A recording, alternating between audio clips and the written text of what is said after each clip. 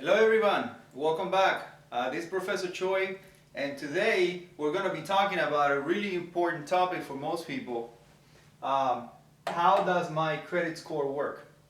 Now the first thing that I always like to start with when I talk about credit scores is ask yourself this question.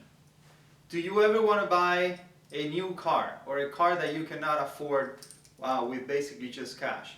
Do you ever want to buy your own home? Do you ever want to rent a place? Because sometimes they check your credit score. If you're gonna go renter somewhere, do you ever want to basically purchase anything that you cannot afford right away, like a boat? All right. If you answer yes to any of those questions, then you probably need a higher credit score. And today, what we're gonna do is we're gonna talk a little bit about how does a credit score work, who keeps track of that, and how can you improve it or try to increase the number on your credit score. All right. So, how does my credit score work? A credit score is basically a trust score. What it tries to do is it tries to measure how much you can be trusted to pay back your loan. And in a very basic way, it's a formula that companies come up with using your credit history of how you're going to be able to pay. So in other words, if you have quote-unquote good credit history, then you'll get a higher number and therefore a higher trust score. If you have a bad credit history, then you end up with a lower number or a lower trust score. Now, who exactly keeps our credit history in the United States? Well, there are three companies or three credit bureaus that keep our credit history. So every time you engage in a credit transaction, aka you ask for a credit card, you get a bill with T-Mobile, you open an account like a savings or checking account. Some people are actually using those to build their credit. If you get a car loan, or if you get a home mortgage, or if you get a credit card and you want to use it, things like that, how many credit cards you have. So every time you have a credit transaction or you request credit, that transaction is recorded by one of these three people, or many of them actually record your information in several places. Now, using that particular history, they'll build your credit score.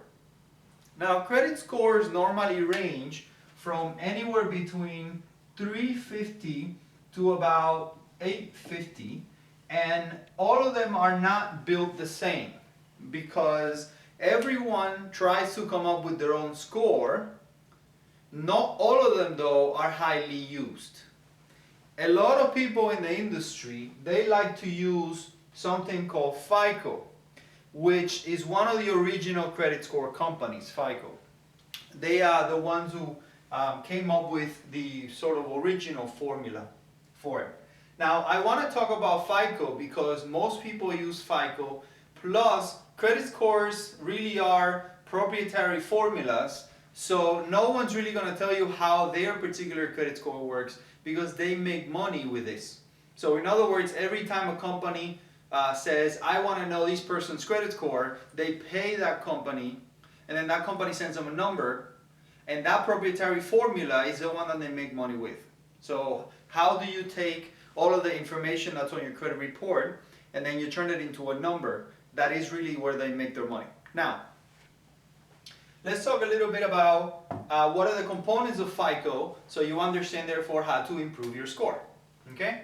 So, according to FICO, 10% of their score has to do with new credit established. So in other words, did you request a credit card this month or last month, and then how soon has that been?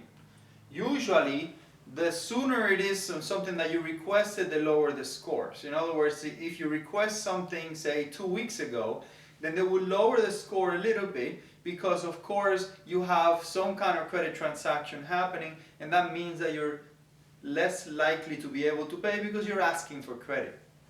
Alright? Amount owed is 30%. This one has to do with what we call debt to credit ratio. 10% types of credits. Now, some particular types of credits, they usually weigh less on your score or weigh more on your score. So for example, if you have a home mortgage and you pay it regularly without a problem, that's a good thing. But if you miss one or two payments, that's a really bad thing right away. Same thing with a car payment. So if you have a car payment and you're paying it normally, that's a really good thing for your score. But if you miss one or two payments, that's a really bad thing for your score. Now in terms of credit cards, for example, credit cards usually have less value in your score because you normally don't have, it's not as big as a mortgage or as big as a car. So normally on credit cards you can have a few issues there and it would not damage your score as much as a missed payment on your mortgage. Alright, so again, types of credits used. 15% is length of your credit history and 35% of your score is payment history. So what I'm going to do right now is I'm going to offer you a set of recommendations to improve your score or to try to keep your score really nice and high. Okay? Well, recommendation number one has to do with amount owed. So I want you to keep your debt to credit ratio below 25%. Alright, now what exactly is a debt to credit ratio? So I want you to think about the amount of debt that you have compared to the amount of credit that you have been given. Let's say, for example, that you have a credit card for a total amount of $3,000. And you request credit on that credit card for exactly $3,000. Then your debt to credit ratio is 100%. Because 100% of your credit is being used as debt. A lower debt to credit ratio is when you are using less than the amount that you requested in credit. That's why people who maxed out their credit cards have such a bad score. Because the higher the debt to credit ratio, the lower the score. Alright? So if you try to keep it below 25%, which in this case will be, we need to make sure we keep it at, say, at around 1,000 and no more than that. And of course 1,000 will be about 33%. Okay? So we need to keep it at $1,000 in debt compared to $3,000 in total debt as total credit available. Now in order to fix this problem and lower your debt to credit ratio, there are two options that you have. So if right now you already carry some debt and you want to improve your debt to credit ratio, then you have two ways. One way is you could increase the amount of credit available, and the other one is you can lower the amount of debt outstanding. So you could either pay down some debt or ask for higher credit so you can lower your debt to credit ratio. Alright, so again, you need to try to keep that one below 25%. If it goes to about 35%, this starts becoming bad for your score. So I want you to think about this as being like, I don't know, like a grade in a class. So if you keep this exactly where it's supposed to be, below 25%, then you get the entire 30% here. But if for whatever reason you start going to a higher number, then instead of getting the 30% here, you get less than that. Alright? Now if you start going to say 50% debt to credit ratio, that is really bad. And this is when you start getting denials. So if you say have a higher than 50% debt to credit ratio and then all of a sudden you want to apply for another credit card, then there's a higher likelihood that you will be denied in that particular case. Okay? So please try to maintain, especially on your revolving credit, aka credit cards and so on, the debt to credit ratio below 25%. This is kind of very difficult to do, by the way, if you have a home mortgage because it's a 30-year mortgage, or if you have a car because it is paid as you go. Now for those, by the way, don't need to worry about this because, as I said, if you pay them on time as expected, then they don't really damage your credit. As a matter of fact, they're really good for your credit. Alright, let's talk about another recommendation. Okay? Length of credit history. I cannot believe how many students I have, by the way, that have no credit at all. And using your debit card, by the way, doesn't really build credit. you need to have a credit card to start building credit. Or you need to have some kind of line where they depend on your payment. Like if you get a T-Mobile account, for example, or something like that, or an AT&T account, or a Verizon account for your phone, then those will normally start building your credit because they're kind of like you're paying as you go, and they expect the payment. All right. So length of credit history. In order for you to build to really strong credit to say buy a house, you need to have a long credit history. So therefore, you need to start your credit history, the sooner the better. Okay?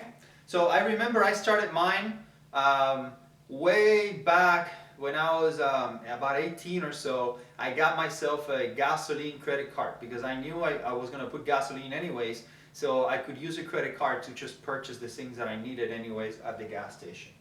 All right. 35% of your credit score is payment history. 35% is payment history. So in order to maintain that number at a really, really good amount, you need to make sure that you never pay late.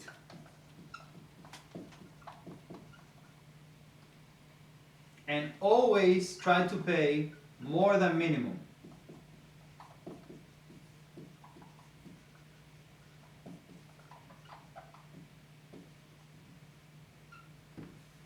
Okay? So never pay late and always try to pay more than minimum. A couple of recommendations that I have about never paying late. Most of the time, the people who miss payment, it's not because they didn't have the money, it's because they kind of forgot. So in other words, a credit card shows up in a bill in your house and then you kind of like leave the bill there and then forget it. I recommend that you don't forget it, that you try to pay it right away. All right? Or you write down something on the envelope that you have to look at. So this is due on a particular date, like literally write it on the envelope. Or a lot of us are walking around with plenty of calendars, might as well write it on the calendar. The bill shows up exactly at the same time every month. Like, that's not going to change. So once you go into a cycle, let's say you're on the 15th, then it shows up every 15th of every month. All right? So you could go ahead and write it down on every particular time that you owe a payment. Now, if you start carrying some credit, then what's going to happen is your debt to credit ratio is going to go up, and you need to make sure that you try to pay more than the minimum amount required. If you pay the minimum amount, now you're engaging into something really dangerous with credit cards, which is the fact that they have an extremely high interest rate. And you're carrying now all of a sudden this really high interest rate, and you're going to notice that the majority of the payment that you're sending goes to interest versus paying down the principal. So my recommendation with a lot of this stuff is not to carry high interest debt. And I have other videos explaining that, where you need to try to keep your interest low every time you borrow money. All right? Now, always try to pay more than the minimum, because if you only pay the minimum, then the company, or at least the credit score, kind of is adjusted downwards, because they feel like if you're only paying minimum, then that means you're kind of like just scraping by. All right? So please, recommendations. Keep your credit score debt to credit ratio below 25%. Start your credit history, the sooner the better, and remember, debit cards don't count. You need credit cards to start building your credit. Never pay late, and always try to pay more than the minimum amount on your credit card. All right? Now that should take care of this area, and this area.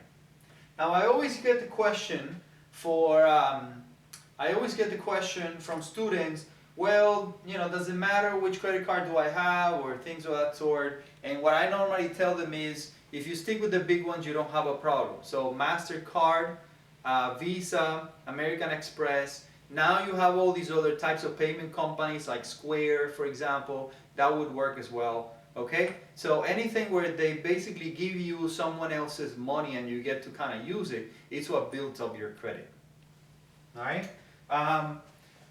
Now, should you care about requesting credit? I always have a question of, if I request my credit score, then does it lower my credit score? And the answer is no. If you request your own credit score, then it doesn't go down. But if somebody else requests it on your behalf, then it does take a drop. The good news is, the credit card companies understand that a lot of the times you're shopping around. So let's say, for example, you want to buy a new car, but you want to get the best interest rate possible.